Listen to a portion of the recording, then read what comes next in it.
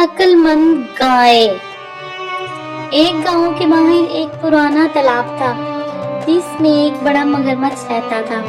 वो बहुत सालन था। उसने तालाब की सारी मछलियां खा ली थी। खुदा की करनी ऐसी हुई कि तालाब का सारा पानी खुश्क हो गया और मगरमच्छ तालाब की मिट्टी में फंस गया। अब तो वो बहुत परेशान हुआ कि मैं तो मर जाऊंगा।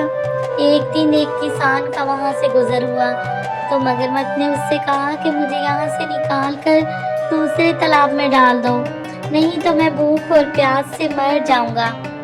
किसान ने उससे कहा, अगर मैंने तुमको यहाँ से निकाला तो तुम मुझे खा जाओगे। मगरमच्छ गिड़गिड़ाने लगा और वादा किया कि मैं तुमको नहीं खाऊंगा।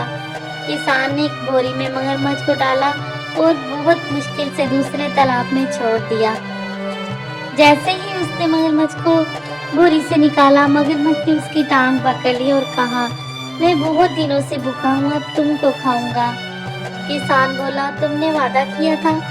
पर मगरमच्छ ने कहा, कोई गवाह है तो लाओ। इतने में एक गाय वहां से गुजरी। किसान ने गाय को सारी बात बताई और इंसाफ करने को कहा। गाय बोल किसान की बात सुनकर गाय हंसने लगी और बोली, मैं कैसे मान लूं कि इतना बड़ा मगरमच्छ बोरी में आ गया था। मुझे पहले वैसे ही बोरी में जाकर दिखाऊं, तब मैं फैसला करूंगी।